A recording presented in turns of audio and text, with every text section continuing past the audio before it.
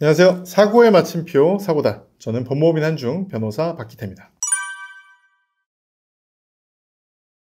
교통사고 합의하실 때 주의해야 될 4가지 요소가 있습니다. 첫 번째는요, 일단 성급하게 합의하는 겁니다.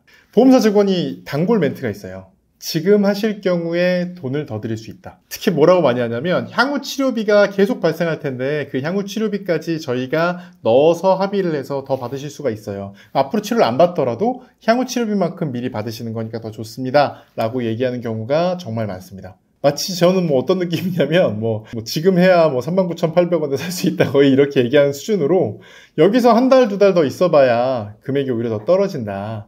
향후 치료비까지 감안을 해드릴 때 지금 합의하세요. 이런 얘기를 많이 하시는데 절대로 사실이 아닙니다. 일단 첫 번째로 이 후유증이 제대로 나오려면 몇 달 걸리는 경우도 되게 흔해요. 특히 이제 경추, 요추 이런 어떤 뼈의 문제, 관절의 문제 이런 경우에는 정말 문제가 있다는 걸 발견하는데 몇 달 이상 걸리는 경우 굉장히 많거든요. 물론 합의를 한 뒤에도 좀 심각한 전혀 예측하지 못했던 후유증이 발생을 한다면 이 부분에 대해서 청구를 할 수는 있어요. 그러나 굉장히 어렵습니다. 그렇기 때문에 사실상 어렵다고 보기 때문에 합의를 최대한 늦게 하시는 게 좋아요. 합의를 절대로 서두르실 필요가 없습니다. 그래서 사고의 후유증 확인이라든가 상해 확인을 충분히 지켜보시고 천천히 합의하시는 게 좋고요. 설령 그런 게 안 나온다고 하더라도 일반적으로 100%는 아닙니다만 99%는 지금 합의하세요라는 말 이후에 합의를 했을 때 늘어나면 늘어났지 줄어들지 않는 경우가 대부분입니다. 그래서 충분한 진단, 치료받기 전에 합의서에 이제 사인하는 순간에 여러분은 더 이상 합의받기 굉장히 어려워질 수 있거든요. 그래서 성급한 합의는 절대로 하시면 안 됩니다. 두 번째는 이제 치료 중단입니다. 이 병원에서 얘기하기도 하고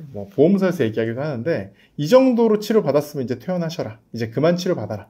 이런 얘기를 하는 경우가 있습니다. 물론 이제 병원 같은 경우는 이제 퇴원하라고 얘기를 하고 통원을 하지 말라고 얘기하는 경우는 거의 없죠. 근데 보험사 같은 경우는 이제는 치료 중단하고 합의할 때예요. 이렇게 얘기를 하는 경우가 많은데 이게 사실 사람들이 그래요. 사실 보험사 직원은 적이거든요. 저희 카운터파트예요. 사실 이 사람은 줄이는 게 목적이고 난 늘리는 게 목적이잖아요. 근데 그렇게 생각 안 하시고 이 사람이 날 도와주는 사람이라고 생각하시는 분들이 굉장히 많죠. 그렇다 보니까 이분이 치료 중단하라고 얘기를 하면 듣는 경우가 많은데 사실 저희 입장에서는 그거는 보험사 좋은 일만 시키는 겁니다. 또 요즘 같은 경우는 이제 경상의 경우에는 3주에 한 번씩 이제 진단서를 띄어야 되는 그런 게 있기 때문에 이게 좀 귀찮아서도 안 하시는 경우들이 많죠. 그래서 보험사가 이제 지금 합의 안 하면 이제 치료 못 한다. 이런 식으로 계속 얘기하는 경우가 많은데 여러분 꾸준하게 치료를 받는 건 내가 얼마나 아픈지를 입증하는 가장 좋은 수단입니다. 통원이라도 매주 한 번, 2번씩 치료를 받게 되냐 안 받게 되냐에 따라서 나중에 최종 합의금이 천차만별로 달라진다고 생각하면 돼요. 그래서 보험사에서 만약에 이거 지급보증 끊겠다, 심지어 채무부존재 소송 걸겠다 이렇게 얘기하기 전까지는 최대한 천천히 그리고 꼼꼼하게 치료받으시는 게 최선입니다. 이 내 부상과 후유증의 정도를 얼마나 입증하냐에 따라서 향후 받게 되는 금액이 천차만별로 달라지고요. 또 조금 아파도 바쁘고 귀찮아서 안 가시는 분들 많은데 절대 그러시면 안 됩니다. 꾸준하게 가는 게 정말 중요합니다. 그래서 치료 중단 절대로 성급하게 하시면 안 됩니다. 세 번째는요. 보험사 주장을 실제로 믿는 착각이 있습니다. 이게 뭐냐면 이런 거예요. 이거는 7대3입니다. 원래 허리가 안 좋은 기왕증입니다. 이런 얘기를 먼저 하면 내가 전문가가 아니고 나도 사고를 처음 당해봤다 보니까 모르고 그 말이 그냥 바꿀 수 없는 사실인 것처럼 받아들인 경우가 많은데 아니에요. 따져봐야 됩니다. 제가 말씀드렸죠. 보험사 직원 혹은 보험사에서 정한 손해사정사라는 사람들 줄이는 게 일입니다. 이 사람들은 나한테 돈이 적게 나오게 만드는 게 이 사람들의 직업이고요.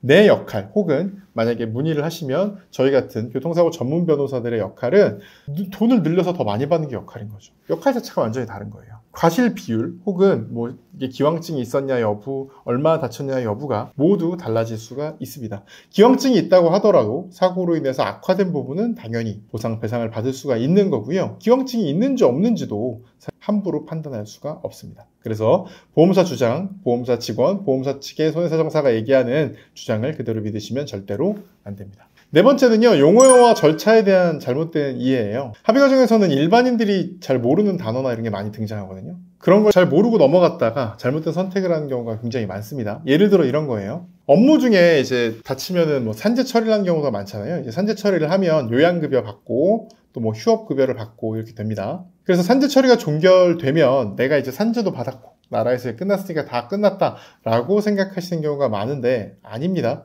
이거는 산업재해보상보험이라는 국가에서 정해놓은 보험 절차가 끝났다는 것 뿐이지 나의 손해배상이 100% 끝났다는 뜻은 절대 아닌 거예요. 그러다 보면 여기 위자료라든가 아니면 향후 치료비 중에서 산재로 보상이 안 된 부분이라든가 내 몸에 신체에 장애가 남은 부분에 대해서 산재로 다 보상이 안 되는 부분들이 충분히 많이 있습니다. 이 부분들을 청구를 할 수가 있는데도 불구하고 산재 처리가 종결됐다고 해서 모르고 넘어가는 경우가 굉장히 많습니다. 그래서 절차, 그래서 추가적으로 돈을 더 받을 수 있고요. 또 내가 가입한 보험, 내가 개인적으로 가입한 상해보험이라든가 보험이 있는 경우에는 이 보험에 따라서도 또 돈을 더 받으실 수가 있다는 거 꼭 알아두시고, 잘 모르시면, 용어 같은 거 잘 모르시면 전문가한테 연락하시는 게 최선입니다. 또 다른 용어 중에 이제 형사 합의가 있는데요. 사고 가해자랑 형사 합의를 하면 민사 손해배상이랑은 완전 별개예요, 이렇게 얘기를 많이 들으셨을 거예요. 그래서 별개라고만 생각하고 형사 합의를 그냥 만연하게 했다가 나중에 민사 판결에서 이게 막 깎여가지고 억울해하시는 분들 정말 많습니다. 민사 법원에서는 형사 합의를 했다고 하더라도 이걸로 어느 정도 뭐 피해가 보상이 됐기 때문에 위자료나 이런 걸 줄어들어야 된다, 이렇게 판단하는 경우가 많거든요. 이걸 막으려면 어떻게 해야 되냐면 형사 합의는 형사에 대한 합의라는 거를 명확하게 해야 되고, 또 채권양도 통지서를 써서 민사와 형사가 완전히 구분된 거라는 걸 해놔야 됩니다. 그리고 또 중요한 건 민사와 형사의 어떤 타이밍, 언제 합의를 하느냐, 이런 타이밍도 굉장히 중요할 수가 있습니다. 용어를 모르는 것도 문제지만 법적 절차를 몰라서 손해보시는 경우들이 정말 많습니다. 이미 모두 손해를 보실 만큼 보신 다음에 저한테 와서 억울해하시는 경우 굉장히 많거든요. 물론 그런 경우에도 최대한 도와드리지만 중요한 건 그 전에 먼저 변호사한테 연락하시면 최소한의 비용으로 혹은 무료로 이 문제들을 해결할 수가 있는데, 나중에 그냥 내 마음대로 생각을 하거나, 요즘엔 또 이제 뭐 챗GPT나 이런 데 물어보셔서 걔네가 다 맞는 말 하는 줄 알고 그대로 따랐다가 나중에 손해보시는 경우들이 정말 많습니다. 꼭 전문가한테 문의 주시는 걸 추천드립니다. 네, 오늘 교통사고 합의에 대해서 주의하실 점들이 뭔지 알아봤습니다. 이 4가지 요소 꼭 기억하시고요. 합의 절대 서둘지 마시고 전문가한테 연락을 하시는 것이 최선이라는 거 알아두셨으면 좋겠습니다. 언제든지 연락 주시면 최고의 결과 받으실 수 있도록 최선을 다해서 노력하겠습니다. 언제든지 편하게 연락 주시면 됩니다. 감사합니다.